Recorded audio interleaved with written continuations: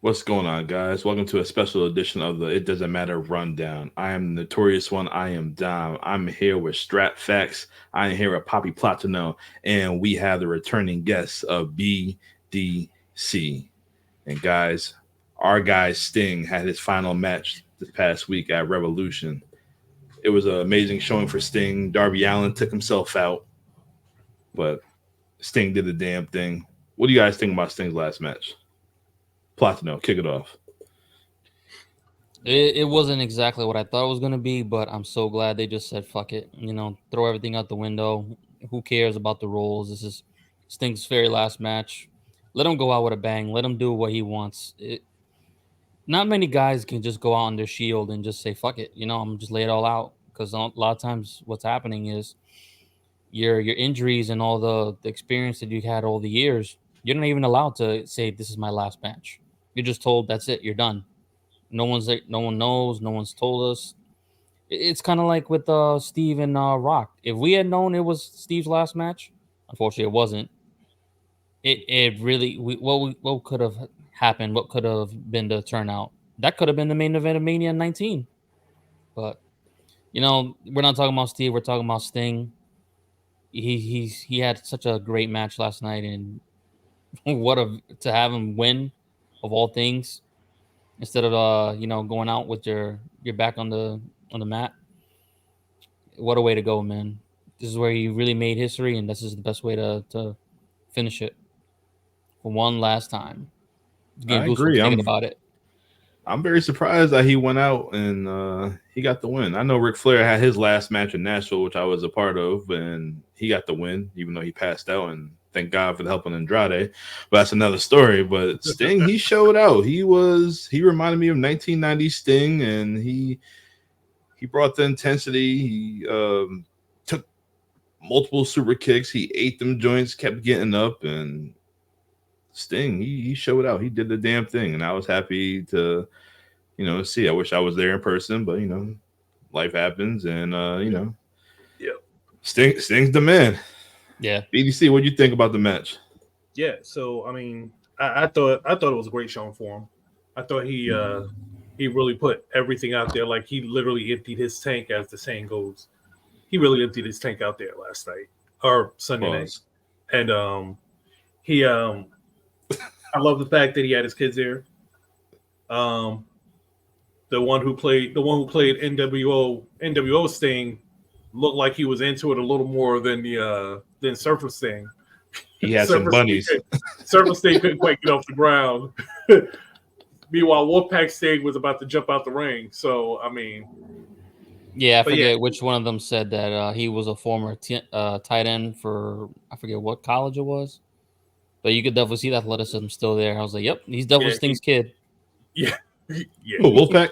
yeah. Yeah, Yeah, it had to be because the other one had to be Yeah, it like a had to be linebacker or Wolfpack something. Sting. I don't know. The way he was jumping all over the ring. that was fake. That was fake Sting, the one that we saw at the War Games. We told you. I told you I would screw you guys. right. Yeah, and so my thing is like this dude, his technically he's retired. This is his last retirement, but the retirement. But he's technically retired 3 times. So TNA, when he left TNA, that was supposed to be a retirement, but then he ended up in the E. And then the way he went out in the E, getting hurt, and then that whatever you want to call a match that he had at Mania with Triple H was not really good at all. Had a lot of faces, but wasn't really a good match. So it was nice to see that he was able to come to AEW. I mean, the dude went undefeated for his entire AEW run, Yeah, That's and then crazy. he ends his tag team as retires as a tag team champion along with Darby Allen. So I mean, that is a huge get based on how he was kind of treated at his first 2 retirements. yeah, That he was able to come back, get 3 years out of him, and go undefeated the entire stretch of time he was there. yeah. That's something I really didn't even notice until later on, and I was like, oh wow, like they really made him feel appreciated. And maybe he that's not what he Yep. wanted, but Tony Khan was like, "Nah, we're gonna treat you the way you should have been treated from wherever you came from. It doesn't matter." Exactly right. They gave Strap. him a retirement. They gave him a retirement befitting his career. Correct. Yes. Strap, what you think about the match? There's too much to say with this whole thing. You can go, we could do this for an hour, man, regarding just everything surrounding this final match. Just like BDC mentioned, Sting had a few retirements already, but remember, the only thing for sure about Sting is nothing. Nothing's for sure. Yeah. But if anything, again, all the hate for Mr. TK and his company. If you want to find an example of how you should properly treat the people, literally, that paved the way for this industry, like Sting, like so many others, this is how you do it. This is the blueprint for that. And I mean, it's a new WWE. It's a new era, and they're doing things that they weren't allowed to touch, to broach in the previous administration. So maybe Paul Levesque will take a cue from this, and maybe they will treat legends better. And it was a running joke on the social media how Randy Orton just literally kicked all the legends out of WWE, be it the Big Show, Mark Henry, and some others, of course. And then they show up in AEW, and not like they were in ring, not like Big Show, no more BS Paul White, not like he was wrestling a lot in AEW, but he had a few things, and they put him on commentary. They let him do other things. They let Mark Henry remain a recruiter, but he had some televised presence. But this is how you respect and treat the legends, and that's what they did for Sting, and it was a beautiful send-off. There was questions about everything. Could Sting still perform? I mean, he's had a sketchy run in AEW quality-wise because, remembering right now him trying to put Swerve through a table and then not working, and then he did it again, and what happened? Him jumping off a ladder in the ring to, I think, Sammy Guevara at ringside, maybe. It didn't really nail it right there, but so Sting hasn't had a perfect in-ring performance, but he always tried. He always gave his heart out, and he did the same thing in this matchup. And I'm glad that this match didn't have any of those things. It didn't have any weird, like really bad botches or anything like that. And for the choice of the Young Bucks to be his final opponents in a tag team match, was it a bad decision?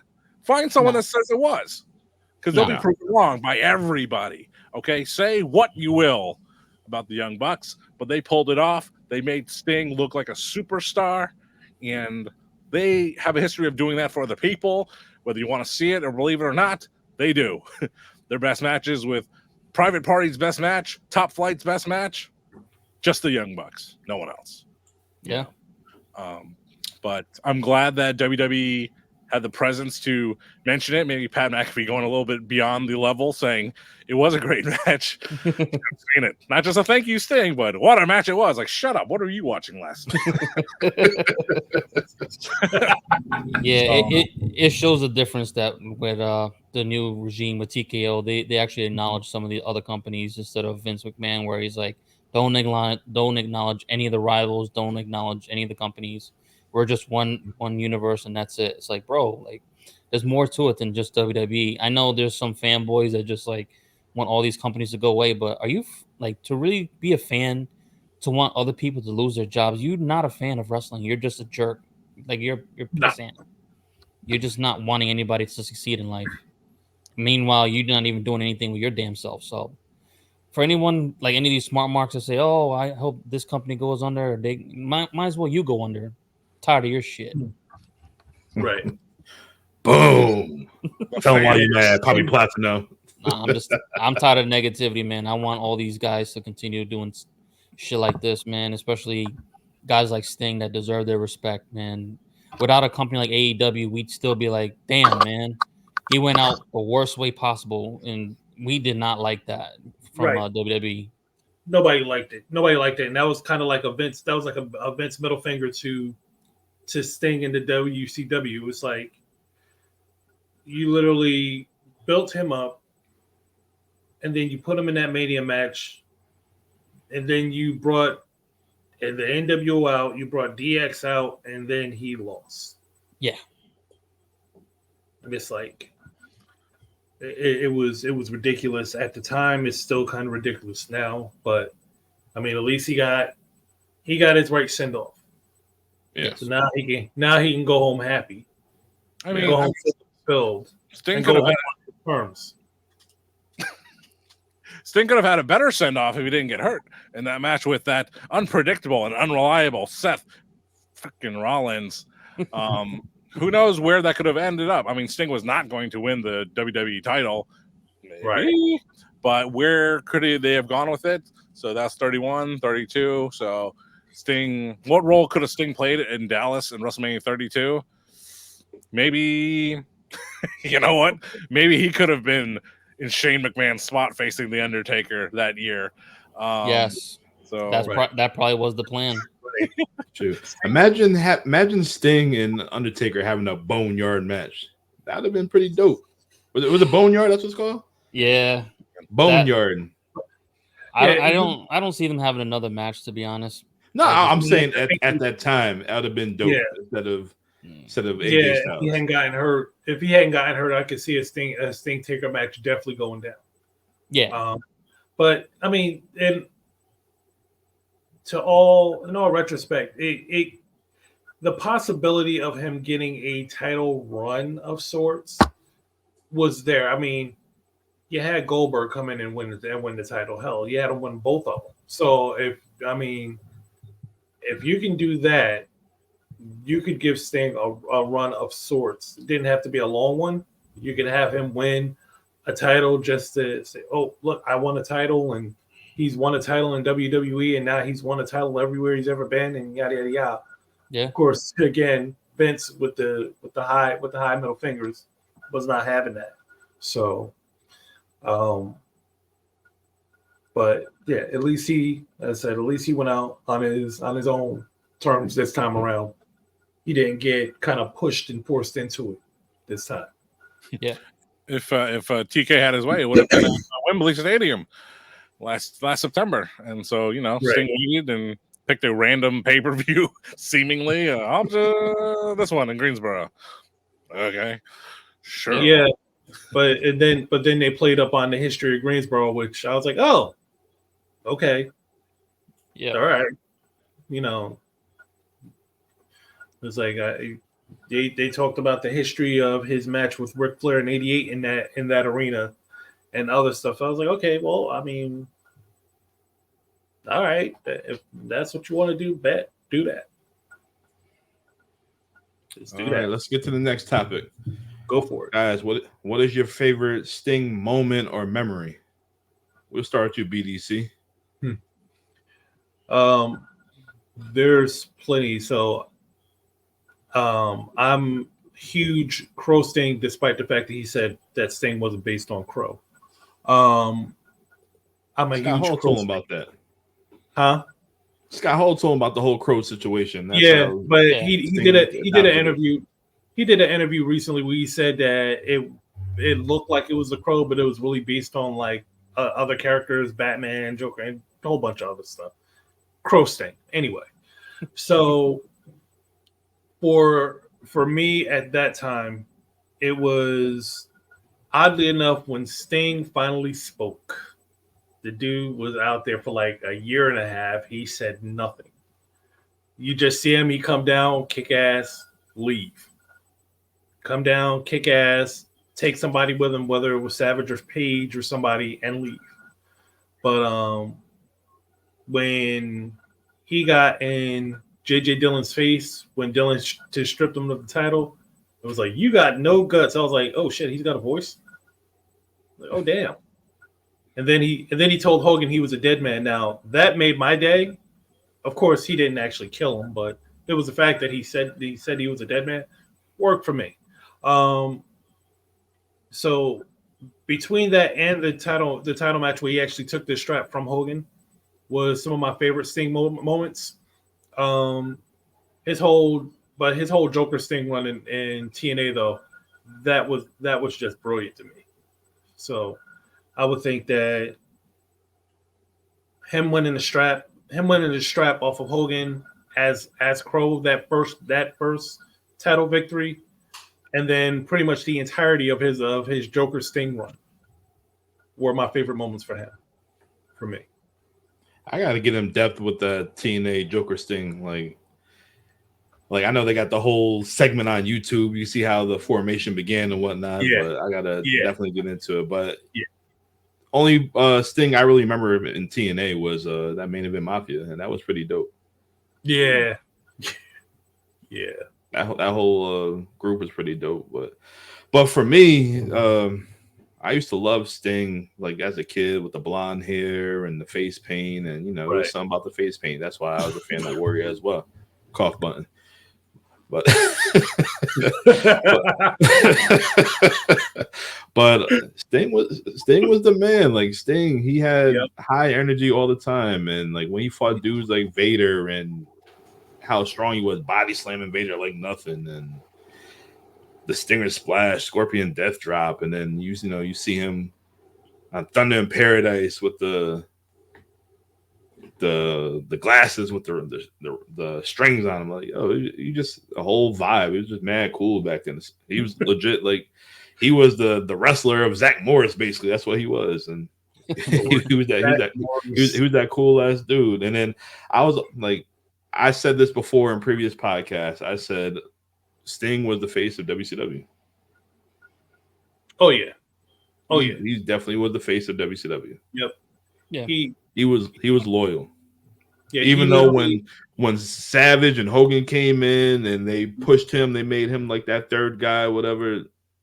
Sting never turned. Yeah, he literally took on WCW literally on his back in the years when they really didn't know what they had. They brought in Hogan, they brought in Hall, they did the whole NWO thing. One of the major things that I loved about his character was that it was always a slow transition. It was never just one day you turn around and bam, he was something new. It was always a slow transition, and you got to actually watch it evolve. I immediately think of Undertaker with that because Undertaker has gone through so many transitions in his career.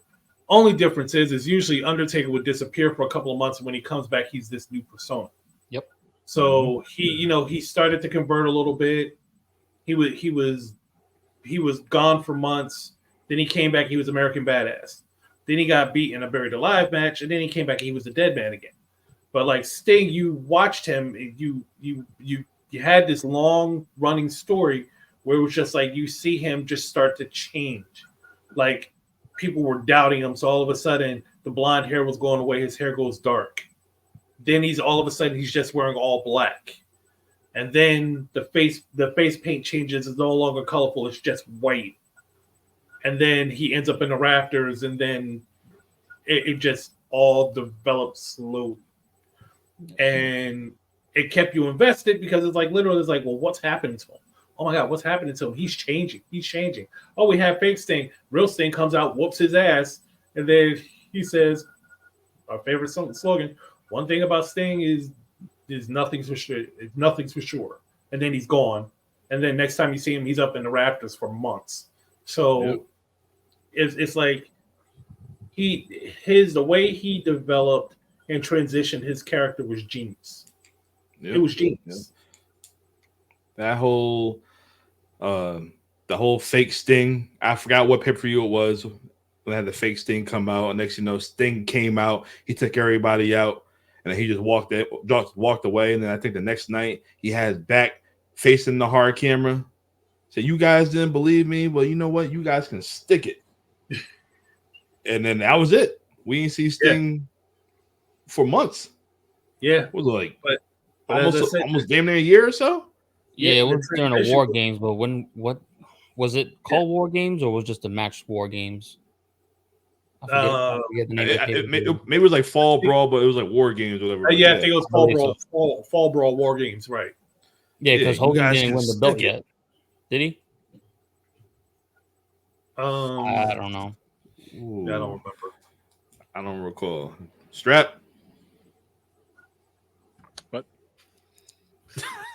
yeah, it was a match. Was the I forgot exactly who the participants were, but you know they didn't know which Sting was going to show up because they didn't believe that Sting attacked someone. I think before Fall Brawl, before the War Games match. I think he was in a trench coat and he was flashing people in the parking lot.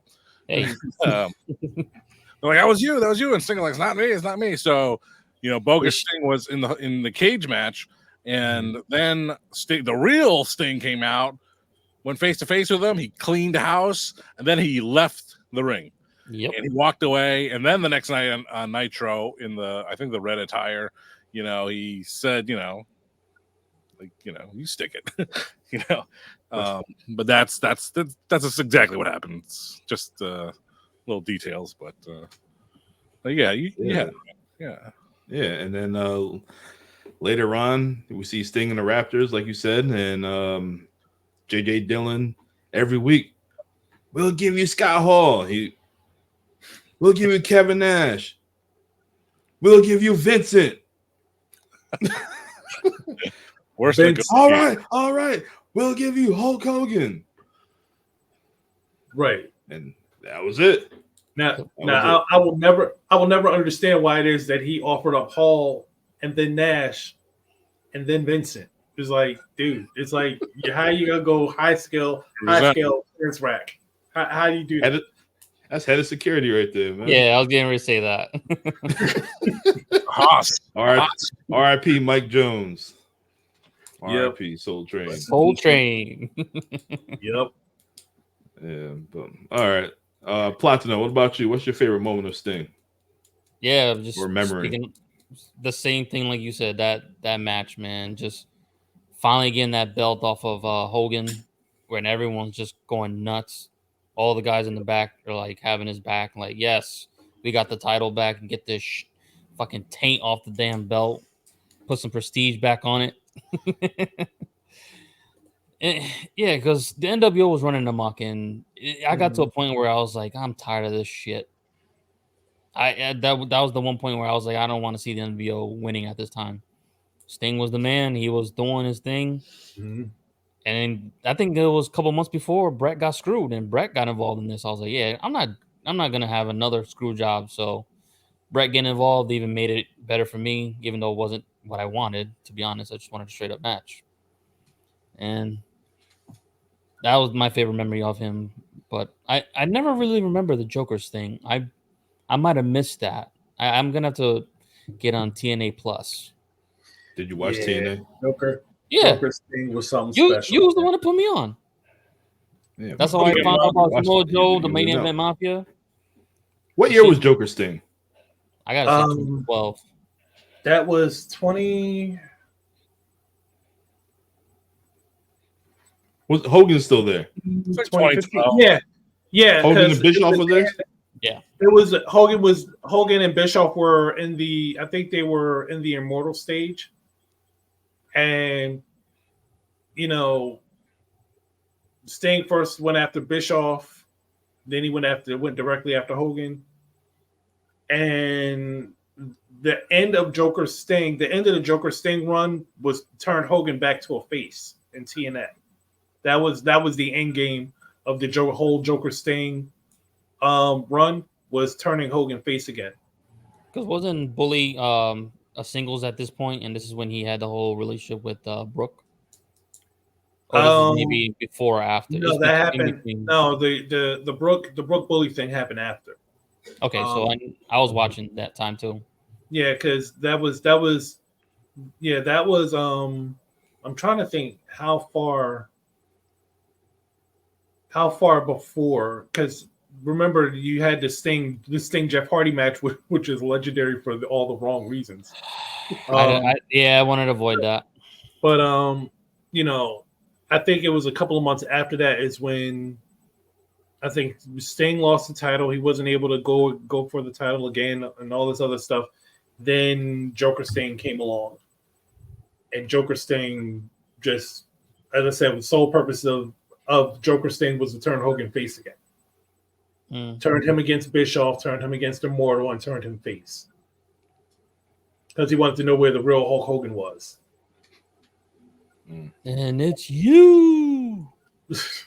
Definitely got to tune in. Either watching on YouTube or TNA Plus. Damn right. Scrap Facts. What's your moment or memory of Sting? Your favorite moment memory? So many. It doesn't matter. That's it, everybody. Thanks for watching. No, go ahead, man. You know, again, I've been accused of being a Sting mark. I don't know why, but I mean, I love lots of pro wrestlers. Go ahead, say it anyway. But I'm a big fan of all pro wrestlers. So if you like one wrestler, you like another one. You know the history, you know their ins and outs, ups and downs, and all around. And the year I got into wrestling, December '95. That's when I got into it, and Sting was a big part of Monday Nitro at the time, so I was a big Sting fan. He had the face paint. I took markers and I would take my little footsie, turn it around like this. I would marker, Sting's face paint on my foot. So no one could see it. On my foot, yeah. So no one could see it. No one can make fun of it. This is not Toy Story, Andy. Yeah. It was Sting. Sting. Laugh button. Oh Lord! But anyway, I love lots of things about Sting in that era. Just not just Sting, but WCW Monday Nitro as a whole. It was 1 hour. It was better than WWF at the time. It was a hot show, So I love that version of Sting, and that's when he started transitioning from the blonde, spiky hair to the darker haired Sting, and it was like a mix. And so Sting was a very big part of my first year into watching pro wrestling. But I've had to pick a moment, and we go back to it because it was a fail in many ways. But I just love that WrestleMania 31 match with Triple H. There's the man. There's lots of things wrong with that match, lots of things. But I just love that he got there. He got into the match. I was there in person, sitting in the shade. And I love the cameos. I love the NWO, the DX coming out. It was just so much fun. It was, I don't know if I'd ever put it in maybe I would put in my top 10 WrestleMania moments having attended these WrestleManias. But I just adore that match so much. I think it's so much fun. So that's one of them. And another thing I'd like to mention is the first TNA pay-per-view or live event, whatever, one of those things I went to see was Lockdown 2008 in Boston, Massachusetts. Songus. There's some friends in attendance there, and I was there because at the time I was keeping record, I was keeping count, and wrestlers I have seen in person, maybe not met, like a meet and greet, but like just seen in the ring at an arena show. And at that point, I had never seen Sting, and I was really hyped to see him. I was like, this is my time to see the guy. But as it turned out in real life, for some reason I popped more for a Christian Cage coming out. Oh, Jesus. I like the Instant Classic a little more that night. But initially I was there I was really hyped to see Sting for the very first time, and I would get to see him, fortunately, a few more times in person as a fan, at the Slammiversary 2013 and at WrestleMania 31 as well. So, but WrestleMania 31, that's my pick for my favorite Sting moment or memory.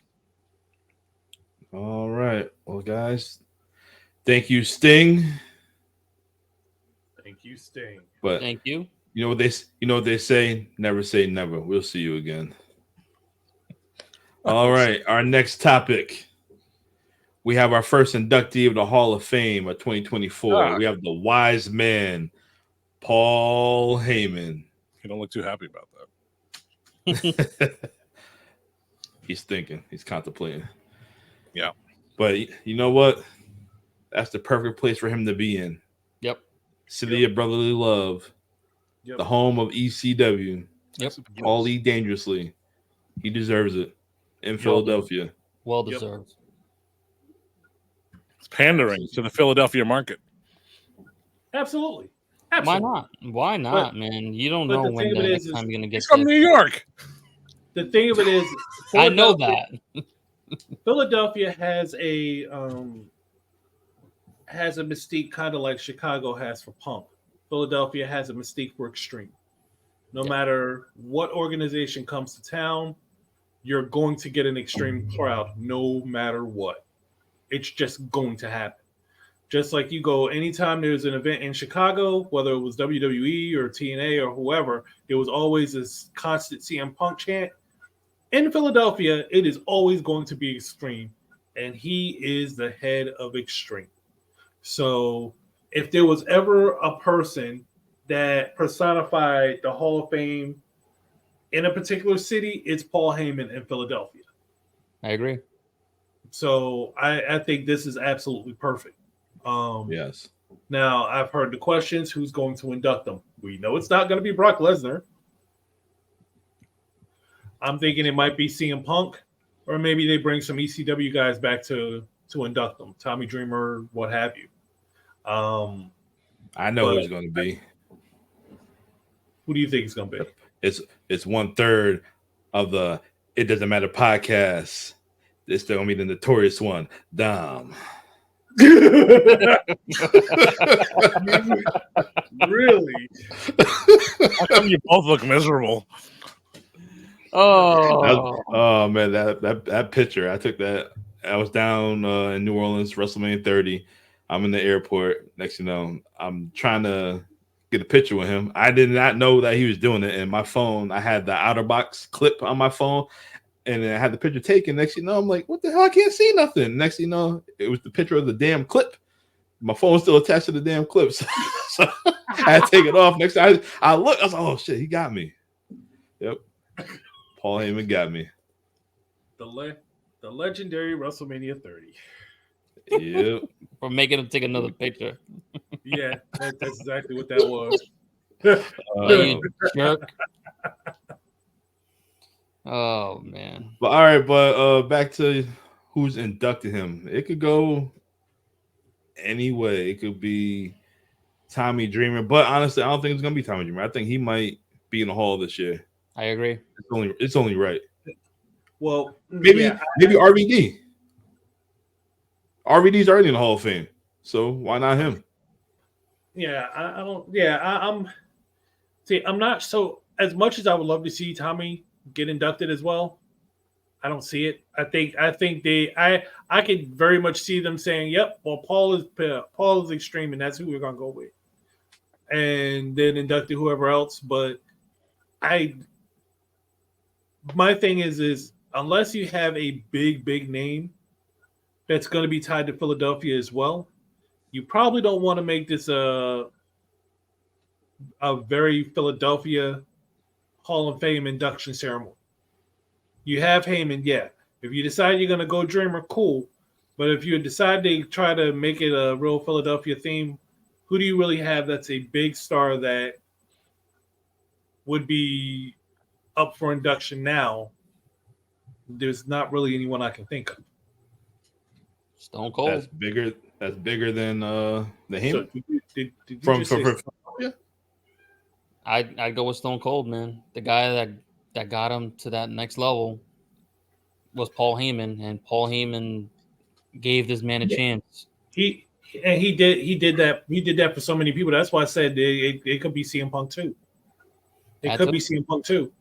I can see them doing that. He was the first Heyman guy in WWE. He was the first. So it could be him. Yeah. What about? Could be the Dudleys. Yeah, I was about to say the Dudleys. Could be the Bully Dudleys. Yeah, Bully Ray would be perfect for it too, actually. Yeah, I mean, I think if a perfect world would be, you just get a couple of the more you get Dreamer, you get RVD, you get Dudleys, you get a bunch of the ECW guys that are more notable than everybody else. Like, I'm not saying go get Just Incredible. You know what? I just thought about the perfect guy to start it off. Sandman. Lord, they won't. That let Santana crowd build. would go nuts. Oh yeah. Nah, they won't Absolutely. let him They would never see that coming. That's the thing. They would never see it coming. Yeah, because I could smell it. Yeah, they definitely smell it. But yeah, they would never see that coming. But yeah, I mean, it'll be interesting to see because I know at some point they're going to indicate who's inducting who. But like I said, if it's not CM Punk, then it's got to be an ECW guy. If it's not an ECW guy, I don't think it even makes sense at this point, despite the fact that he's been with Roman Reigns the last several years, that it be anybody in the bloodline. That don't even make sense. Since he's a heel, why don't he induct himself and says thank you and just walk off the stage? That would be a very Paul Heyman thing to do too. Exactly. That would be a very Paul Heyman thing to do. Paul Heyman did that because he's for the boys and all that stuff. What the hell is up with Undertaker? Taking the whole damn night. Anyway. Well, Paul, congratulations. See you in Philadelphia. All right, our final topic for the night. Roman Reigns and The Rock versus Cody Rhodes and Seth Rollins, night 1 of WrestleMania. And guys, I know this topic is about to get a little heated, loud, whatever you want to call it. It's going to be very interesting because this match right here is going to shake up the cards for night 1 and night 2 of WrestleMania. And I know BDC wanted to talk about what the most electrifying man in all entertainment had to say, so I'll let you kick it off. Well, first thing I'm going to note is, did you look at that graphic? If you take a look at the graphic again, what is with the Seth Rollins versus Cody Rhodes thing at the top? Oh, wow. Consult our graphics guy. I didn't peep that till now. All right. Wow. If that isn't a curveball that nobody saw coming. Yeah. So that's what the graphic like, wait a minute, does that really say that? Oh boy. Our production staff works for free, so Yeah.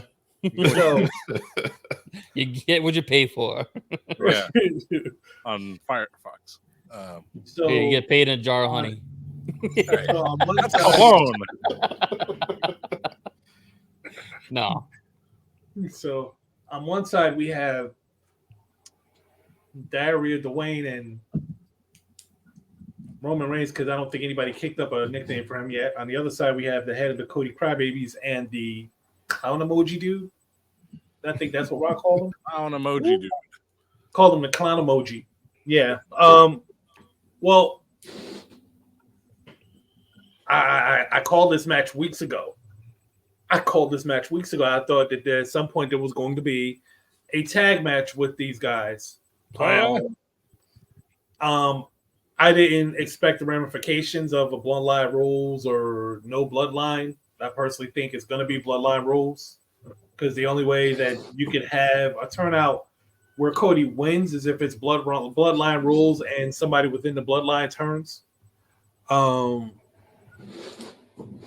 think the lead up was, you kind of felt it was going to happen the moment that Seth started coming out talking about he was going to be a Shield. Stop it.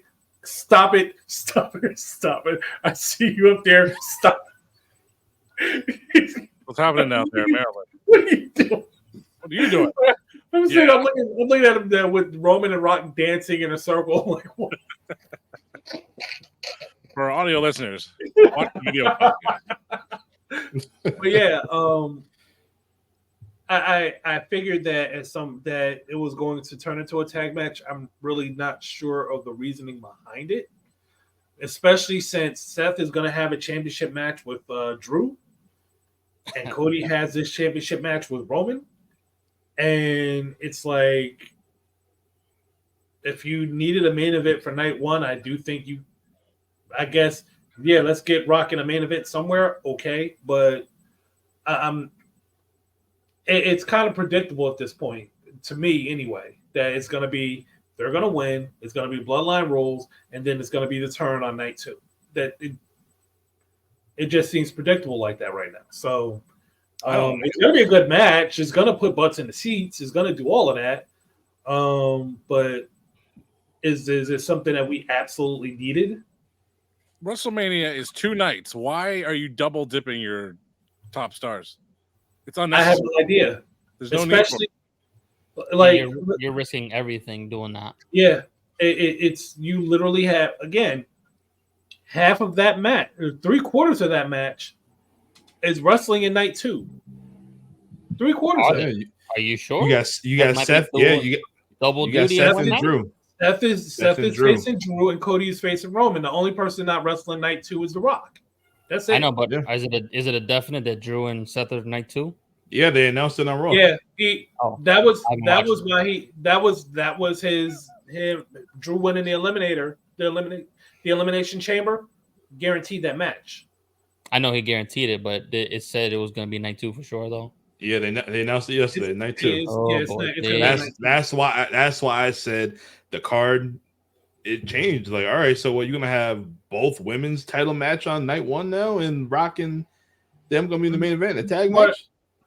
Well, and the thing of it is you have it's literally you can't you'll probably have the women's matches split, the women's title matches split.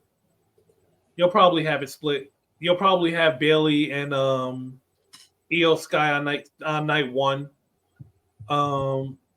You'll have Rhea and Becky Lynch on night 2. Rhea is going to be the biggest name out of the 4 women wrestling for a title, so she'll be on night 2.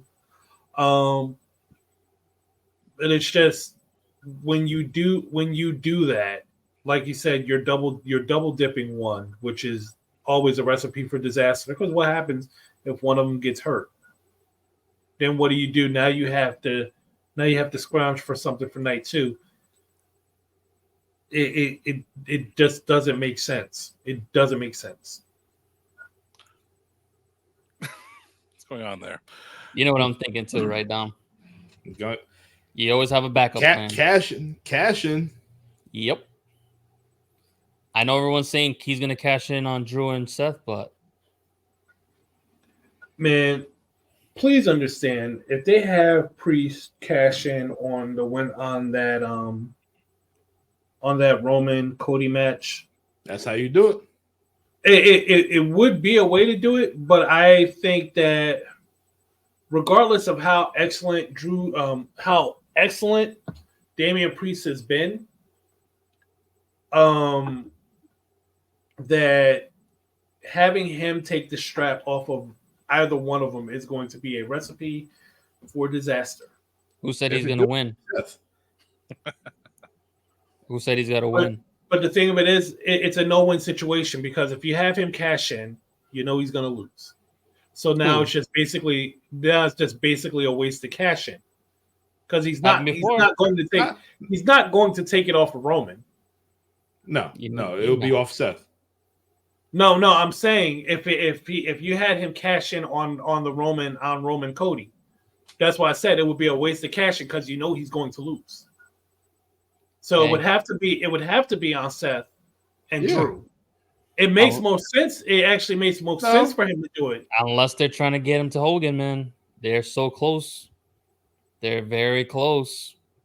That's one more way to get him closer to Hogan. September 13th, he passes Hogan.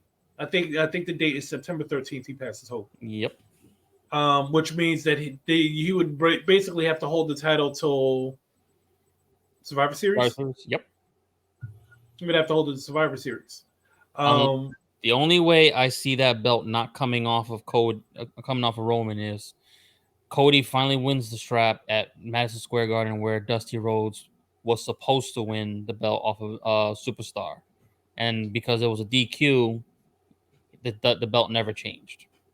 So he gonna win on the holiday tour? I was about to say, they never doesn't have to be a holiday tour. Is there a Madison Square Garden event somewhere along the line? They do it every year. Yeah, that's the only way I can see them doing that. My thing is you have now had Cody Rhodes win the Royal Rumble 2 years in a row. Yep.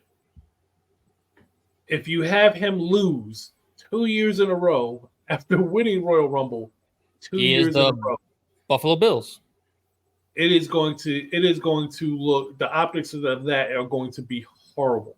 The optics already look horrible when they try to put Horrible. Roman and Yeah, they're Rock in going the to main look event. absolutely horrible. I think at this point, it's almost a matter of you're gonna end up having to cut your losses on this one.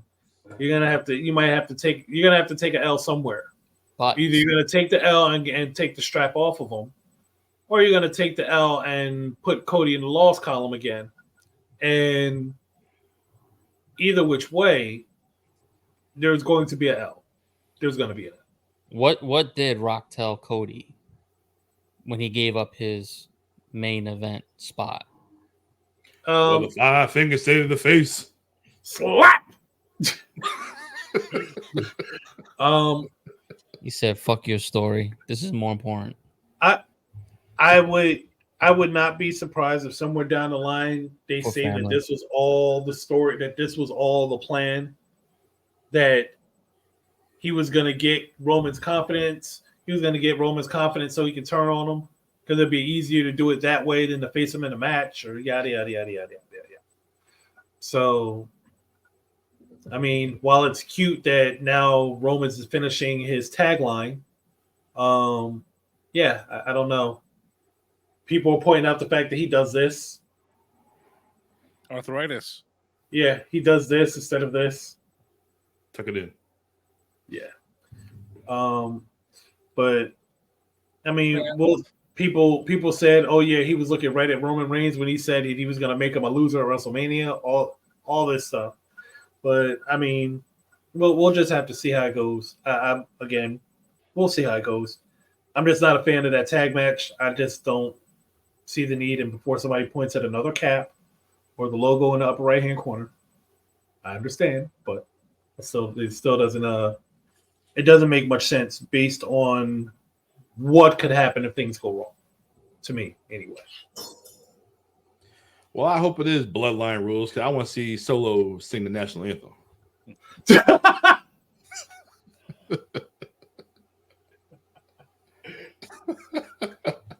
But honestly, Roman Reigns, he is one win away of having his 1,000th victory. So either way, Wait, what? he is one win away of having his 1,000th victory. Say that 3 times fast. Woman is one win. Blah, blah, blah, blah, blah, blah, blah. 1 win away. 1 win away. 1 win away. Yes. So either way, he's either going to be ladies. 1 for 2 or 2 for 2 at WrestleMania. Right. We'll see why they call him the big dog, because he's always locked and loaded.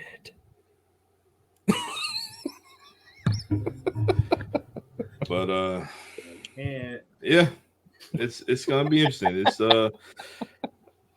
this match has everybody's attention. Like Rock said on Friday night, wrestling is fun again. I like it, the fact that it's not predictable. We don't know what's gonna happen. When you know what's gonna happen, yes, it's all right. I can see through the fucking magic trick, but now, hey, follow ball. There it is. Huh. That's all it is, man. Hey, it's just like magic, man. I make you look left, but the magic's all in the right.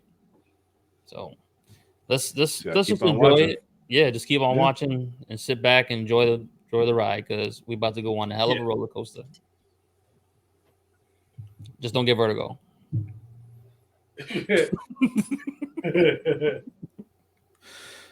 John, what you thinking over there? I don't like the tag team match because it takes away from last year's tag team match finally being a main event. So that's one reason I don't like it. I can see why it's building up night 2, and I can understand that. But for all the talk of what's going to happen afterwards, if Cody loses, right? Oh, we want Roman to beat Hogan's record. Who cares? God damn it. Just let Cody win, and none of these questions are raised anymore. Yes, his win stops at 999-1. Let it be that way. No, we're done with Roman Reigns. It's over for him, man. He's had his run, and he's not wrestling anymore. He's wrestling less and less. Hello, Perth. Hi, not Roman Reigns because he wasn't there. So there you go. You have Cody everywhere. So let Cody take it. He wants it. He's doing a good job with it. He's there. He is their number one face. So let him go all the way with it. Never mind all this other petty little stuff. What does it matter? So, but who knows what will happen? Again, just as mentioned, it's like, do they really need to run these guys twice? They announced next week for Raw a gauntlet match for the number one contender for the Intercontinental title. It's like, okay, I can understand that if you nail down the one Intercontinental challenger, but why can't you put that six-way match on night one and have the winner face Gunther on night two? Why can't you do that? What else are these guys going to do? What else is Shinsuke Nakamura going to do? What else is Sami Zayn going to do? They can have this match on night one. So I don't know where their head's at. I'm trying to think of a lineup, and I'm not doing so well. They have it's okay if WrestleMania was one night, it'd be okay because they have their title matches, the women's title matches, those two world title matches, those two. Those are your main matches, and the rest of them can be like the old way of WrestleMania, 5-minute matches. Yep. It's not the style nowadays, but they can bring it back if that was the case, if they had the 4 featured matches. But there's more to come, I guess. There's Logan Paul and Randy Orton. Where's Kevin Owens fit in this? AJ Styles and LA Knight. Jimmy versus Jay. There's a lot we're not considering right now, and that's going to flesh out the card. So I guess it's not too much to worry about. It seems like you had a lot to worry about, but maybe not. Yeah. You still have the ladies tag. Bianca's gonna be on there somewhere. You have so many people that Jade are draws that are gonna definitely be on there. I don't know if Jade's gonna be on there wrestling or if she's just gonna make an appearance. Hey, you hyped her up that she much. might be the host. Yeah, you might just have her. You just have her make an appearance. I mean, Well, people she want to see is her. that. People want to see her. Everybody knows Jade is Naya's that. going to be on there. Naya's going to be on there at some point. She's just built herself up so hard that you can't not have her on the WrestleMania card now.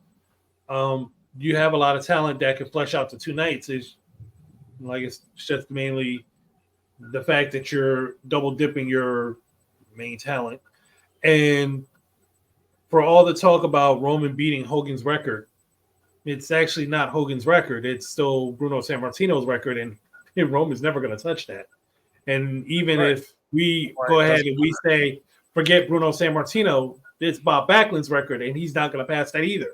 So I think it's like at this point, he's working very hard to be third best. And, let him be 4th best.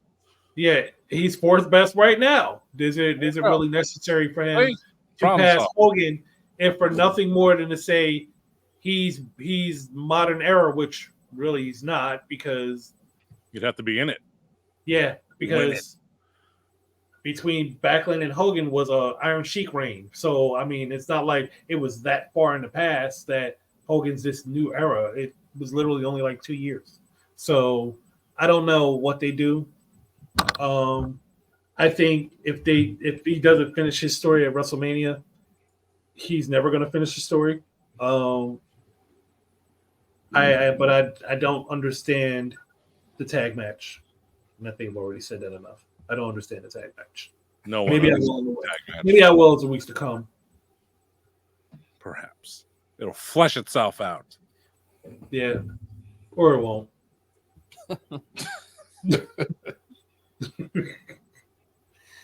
All right, guys, we got to tune in. WrestleMania is approaching in 3 weeks or so? Yeah, about 3 weeks. Yeah, everybody get their tickets to go if they're going. Tune in. We'll be there. Yeah, get your subscriptions ready. I gotta get the ball. I gotta get on the ball with these tickets and get, because I think I was trying to debate which night I'm gonna go to. I'll be one of those people. Yeah, I was debating which night I'm gonna go to. I just think it's gonna be too much craziness to go for one night, so I'm probably gonna end up biting a bullet and getting tickets for both nights. But just one of those nights is gonna be a just happy to be there ticket, where I'm just in the nosebleeds or sitting on top of the stadium or something, and then the other one I'm actually sitting a little further down. Them TKO prices is crazy. Ever since they merged, they definitely skyrocketed. Mm-hmm. Yeah. I was looking at tickets for SmackDown for the Hall of Fame. Them joints going for like $150 starting. Ooh-wee. So it might be a Ring of Honor night.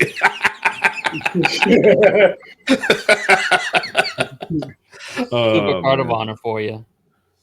Yeah, that's too bad Brian didn't win the championship or whatever. That's nuts. That'd be nice.